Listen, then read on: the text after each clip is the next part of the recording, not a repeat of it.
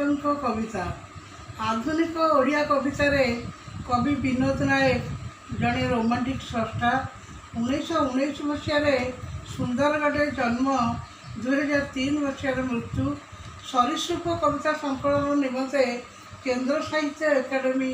पुरस्कृत अध्यापना वृत्ति और पर ओडिशा साहित्य एकाडेमी संपादक उपसभापति और सभापति भाव में कार्यरत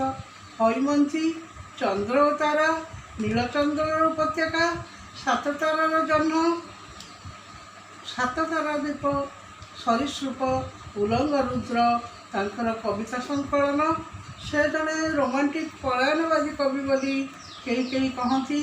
तांकर कवितार परिसीमा समग्र पृथ्वी व्याप्त ओडिशार एक दूरप्रांतीय अंचल बसी से बहु कल्पना रूप देती विषुवीय आफ्रिका जांजिबर द्वीप लवंग पुष्प उपसागर दृश्य साइबेरियर घास बलगा हरिणर दल एस्किमो घरणी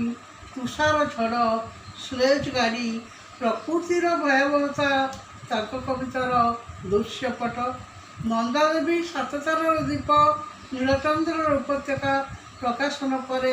से जड़े रोमांटिक कवि भाव में प्रतिष्ठित कवि भाषा ए जीवन केउ एक गायकर मायावी संगीत तार अमीर मूर्छना विषाद मिलन अर्थहीन एक छिन्न गैरिक नदी कवि शेष बेलू जीवन सह बुझामणा कर भाषा चलला पथरे मिले तेणु जदि फूल बासी न होणु आघ्राण कर विश्राम पातिले पणत कही